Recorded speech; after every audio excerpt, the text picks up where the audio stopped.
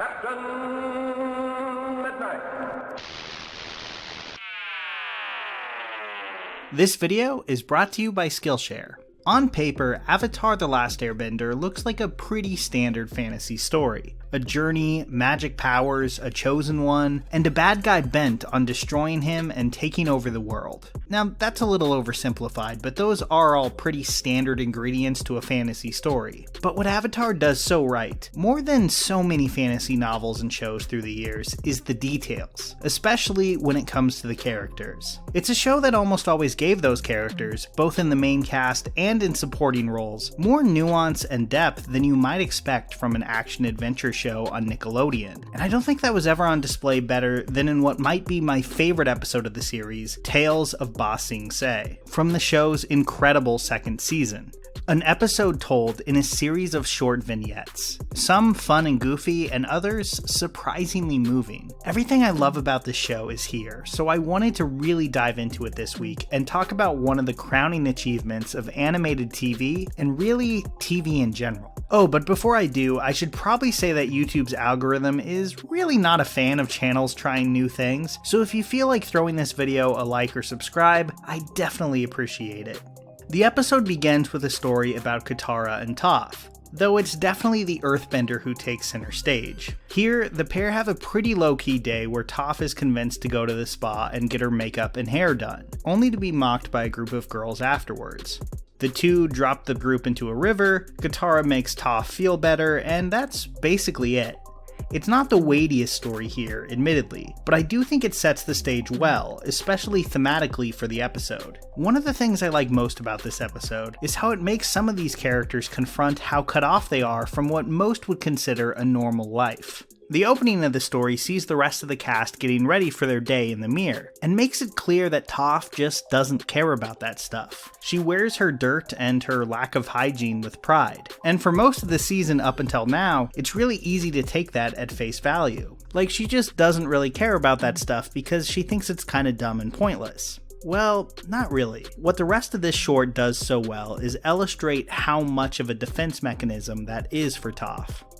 Earthbending is something she not only understands, but excels at. Throughout the show, we see how skilled and confident she is at it. But fashion, makeup, these are worlds that are completely foreign to her. And not really by her choice either. We see earlier in the season how restrictive Toph's life was under her parents, who hid her away from the rest of the village, to the point where most didn't even know she existed. So of course the idea of a day at the spa is a lot more terrifying to her than any battle would be.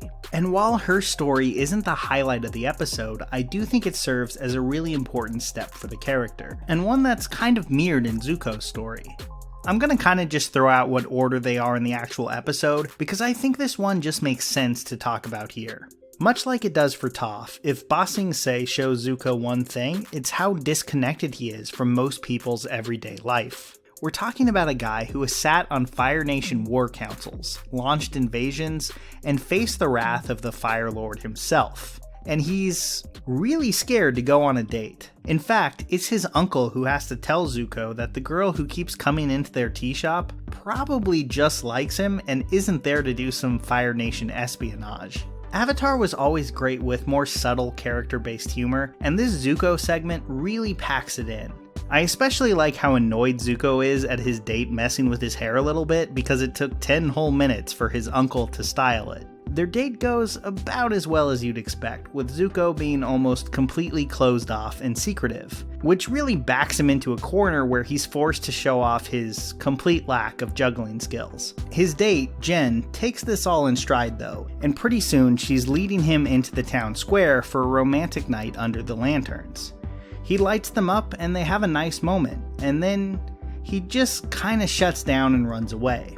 Again, this is a pretty low-key story, but one of the reasons I enjoy it so much is that it forces Zuko into a situation we're not used to seeing him in. And that's what so many fantasy and adventure stories like Avatar are missing. The show is interested in these characters' distinct personalities, and how they change and grow, not just the plot function that they serve in the overall story arc.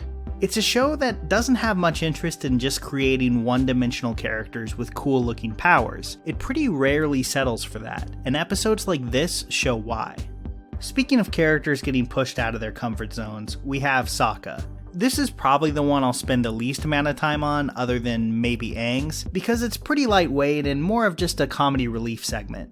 But I'm guessing it taught a lot of kids what a haiku was, so that's something. More seriously though, like Aang's storyline, it does give us a peek into the city of Ba Sing Se, and how it might not be quite as great as it looks at first glance. Really though, my favorite part of this little section is Sokka getting kicked out only when he fails to nail a haiku. That's one too many syllables there, bub.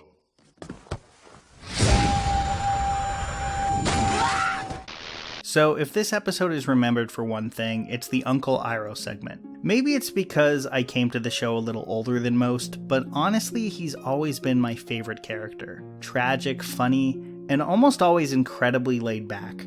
Iroh is maybe the best example of how this show isn't willing to settle for bland, predictable characterization. Here we just follow him as he goes about his day, offering comfort and advice to a lot of kids and even a young man who tries to rob him along the way.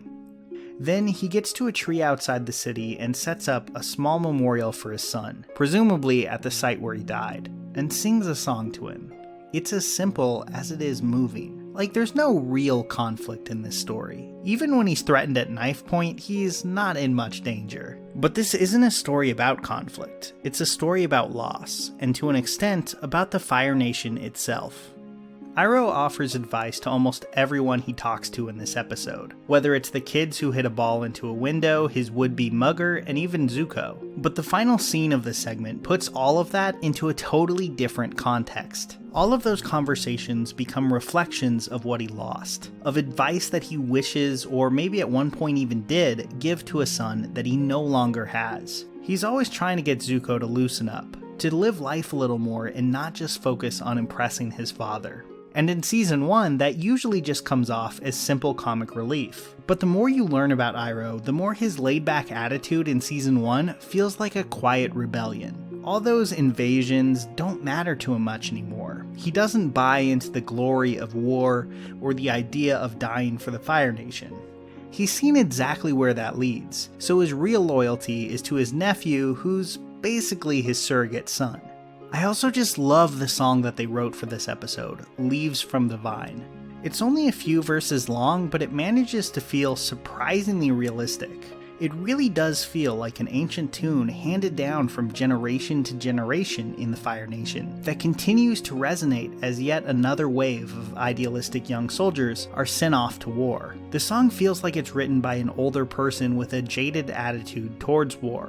The soldiers aren't described as powerful or even particularly noble, but as fragile, tiny shells drifting in the foam, and all the singer can hope for is that they eventually come marching home. This sad and resigned attitude just feels like such a natural product of the Fire Nation's constant wars. I think it's some of the absolute best and most subtle world building that this show ever did. The fact that a Nickelodeon show balances this stuff so well with fun and jokes is what makes this show so special, even all these years later. Aang and Momo's stories represent the other side of the show, to varying degrees. Aang's story, where he causes a stampede trying to move some animals from their nasty zoo in the middle of town into a new space, almost plays like a Warner Brothers Looney Tunes short, with Aang kind of as our Bugs Bunny, getting in way over his head but ultimately coming out on top. Momo's story though feels a little less Looney Tunes and a little more Pixar short, with the character trying in vain to find Appa. So many of the stories in this episode come back to the same things. Characters feeling out of place, being pushed out of their comfort zone, or thinking about what they've lost. Now, Momo's loss of Appa isn't tragic on the scale of Iroh losing his son, but man does that final segment make you feel it. And while it isn't my favorite part of the episode, I think its simple, dialogueless story sums up what Tales of Ba Sing Se does so well. It delivers so many character moments, large and small, funny and sad, in just a few short minutes. It's far from the most ambitious episode of the series, or really even of Season 2. But almost everything the show did well is on display here, and that's the reason I'm still talking about this episode years later. Avatar: The Last Airbender was always a show that excelled at writing character moments. And if you're trying to write fiction for a career or just for fun, that's a pretty essential skill, which is why I really recommend Writing Authentic Fiction: How to Build a Believable Character on Skillshare. In this course, best-selling author Sabah Tahir goes into her process for writing characters. Honestly, I really appreciated how accessible and immediately helpful these lessons were. She dives right into it and tries to make your fiction better. And you can check it out right now on Skillshare. Whether it's marketing, writing, entrepreneurship, or even just picking up a fun hobby, you'll find a course for you. Because Skillshare has over 25,000 classes to pick from. So click on the link in the description below and get 2 months of access to those courses absolutely free. Get started today by going to skl.sh/CaptainMidnight20. That's skl.sh/CaptainMidnight20. Here's a special tip for the fellas and girls who have not already joined Captain Midnight's new 1940 Flight Patrol. You'd better hurry up and join at once because there's a big adventure ahead. The thing to do now is to get started because we're going to have not only barrels of fun, but loads of free gifts and prizes too.